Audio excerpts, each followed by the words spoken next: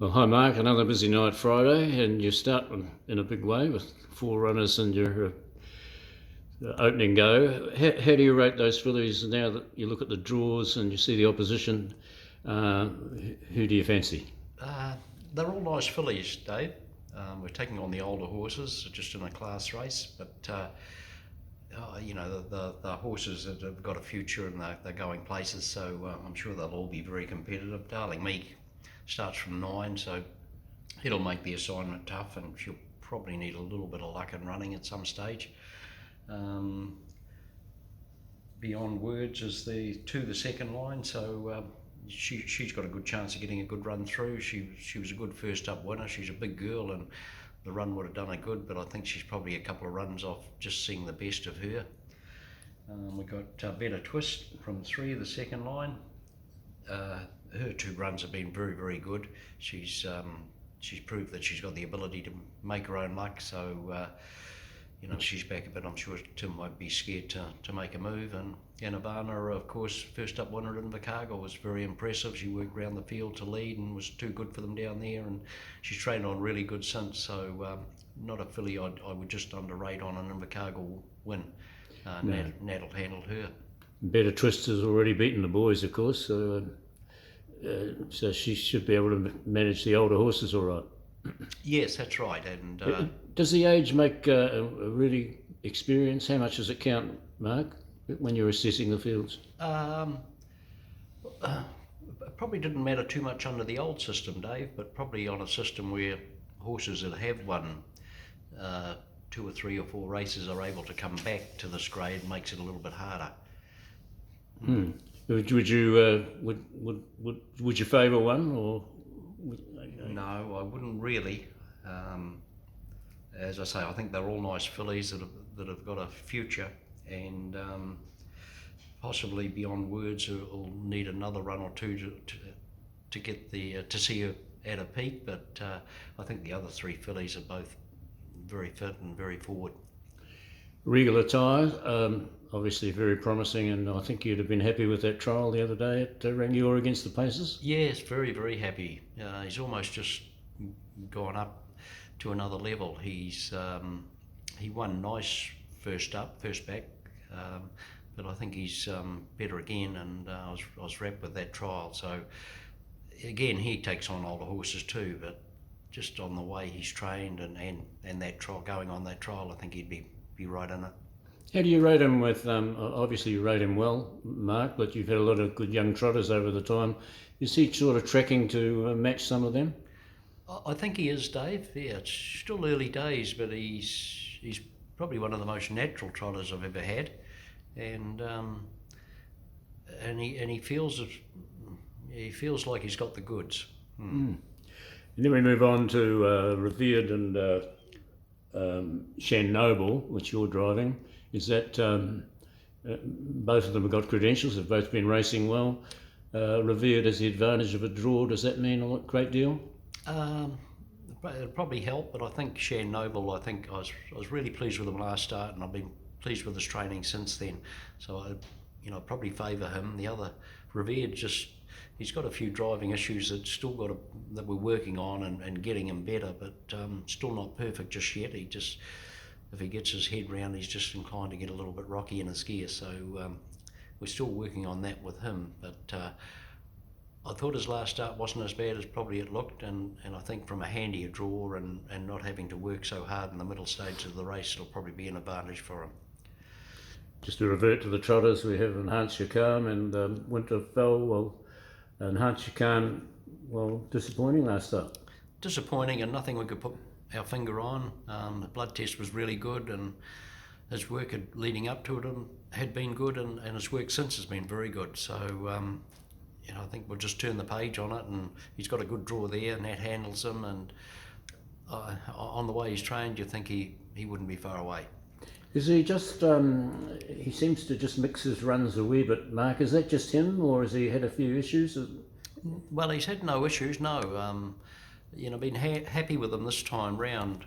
Last year he was a little bit inconsistent that way, but this time in he's been trotting very good, and he's been trotting very good in his races.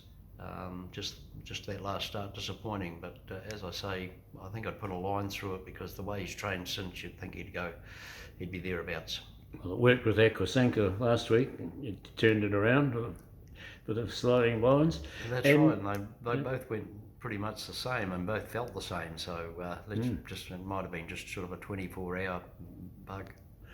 Winterfell, of course, is well known. He does favour right-handed tracks, but he's still pretty hard to beat this way around. What are you expecting from him? He's pretty race fit.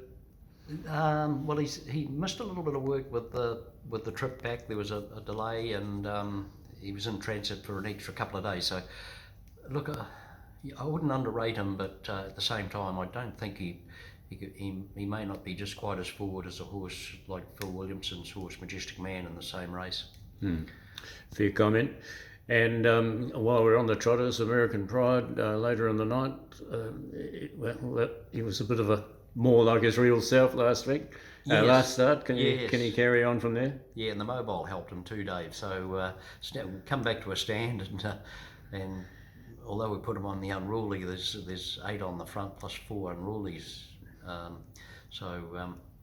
We'll be standing back a bit, and that'll help him. He seems to be training quite good too. Still a work in progress in some respects? In some respects, yes. Yeah. And when we get to the paces, self-assured and a free-for-all, we hardly need to say how hard he's going to be to beat. Have you got any concerns about him? Is he just cruising along in his usual style? Yes, he is. Yeah, he just takes everything. He's quite laid back and just takes everything in his stride. But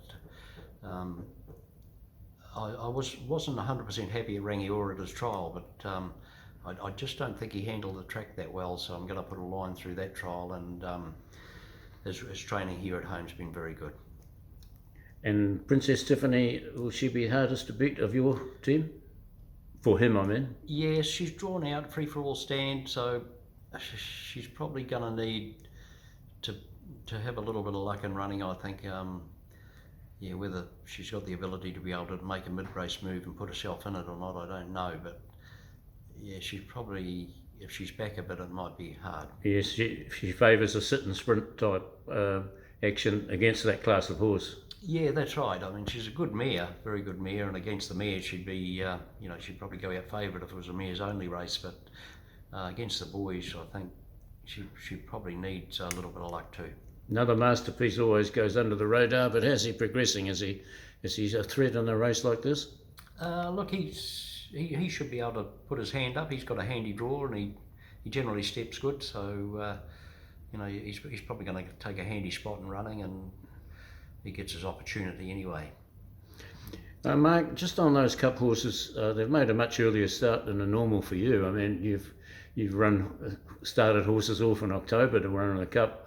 Is that a problem when you're managing their lead up? Do you have to space their races a bit differently from normal, or do you just judge it by how they're going? Well, just the circumstances this year with the lockdown, they all had that break, so it meant that they came into work earlier than normal, and consequently they're up earlier. But yeah, we've given them 2 runs, and then we gave them 4 or 5 days out, and this is their first run back. But I was pleased we did that. They've sort of come back really nice and just freshened up nicely, and I think that's the thing, being up a bit earlier. We've just got to manage them a little bit different and just realise the cup's not till November, and just look after them between runs. And it's all about Faith, well, captain as we call him. He came through that race the other night. You seem to be very pleased with that performance, even though Krug had the edge on him. Yes, that's right. And I thought last year Krug was the best 2-year-old, and he looks like he could be the best, or he's going on to be the best 3-year-old anyway at this stage. I do think those sprint distances of Auckland, it'll probably be the draws that'll determine their fate. I think there's probably not a lot between them now, and as I say, the 1700 metre trips will suit captain, as it will Krug. But over that distance, one probably couldn't sit outside the other at this stage and beat them. No, fair comment. I know it's impossible to say at this stage because you're still in tentative planning, but What sort of numbers are you talking about going north for the those 3-year-old races? We have 3 qualified. 2 of them are up there now, and Captain, of course, he'll go up closer to the time. Delightful Dude's also qualified. He hits Thursday, and we have 2 others on the truck as well on Thursday, Aladdin and Stag Party. Yes. Well, it'll keep Boyd busy up there. Ernie's keep. Yes, yeah, we'll have a staff member get up there on Monday anyway, that we might be doing some overtime. Good on, Mark. Thank you very much for your time. Good, Dave. Okay.